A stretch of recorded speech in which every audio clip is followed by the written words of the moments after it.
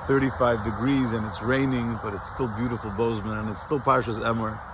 The Parsha we talk about the Jewish holidays, including the holiday of Shmini Atzeres, perhaps the most unfamiliar of Jewish holidays in the United States of America. People have heard of Simchas Torah, especially now since October 7th. Shmini Atzeres, the actual biblical name for the holiday, is very, very unfamiliar. And what the Medrash tells us about Shmini Atzeres is fascinating. There's 7 days of Sukkot. 70 offerings are burned on the altar in the temple, representing the 70 nations of the world. But on the holiday of Shmini Atzeres, God says to the nations, okay, time's up, and now I want my children, the Jewish people, to stay with me for one extra day. Let us party together with the leftovers. I need one more day with you. And then he says, Kasher olai pridaschem. Our separation is very hard for me. The fact that you're going to go back to the mundane, it's not a holiday anymore. But the Rebbe emphasizes that the Medrash doesn't say Kasher olai pridasenu. It doesn't say that God is worried about the separation between him and us. It says Kasher olai pridaschem, I'm worried about your separation. And what the Rebbe explains is as follows.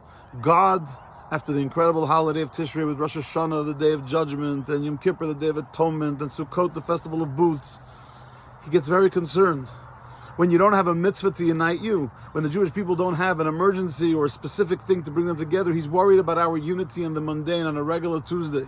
Yes, when there's a stopover in Athens and we need Chabad to arrange a meal, all the Jews are united as one. Yes, when we stand at the Kotel at the Western Wall, there's unity. Yes, when we're davening in shul with a minyan, there's unity. When we're doing mitzvahs together and celebrating Jewish life together, incredible unity. What about on Tuesday, when you're bored and you want to gossip and you want to create division and you need attention and your ego needs some soothing, so you say things about others and create division within the Jewish community?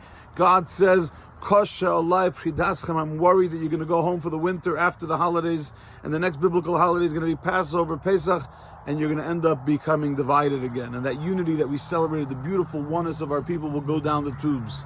So God says, stay with me one more day. And that day, we're not going to do any specific mitzvah. We're not going to shake a lulav. We're not going to fast. We're not going to eat any specific foods.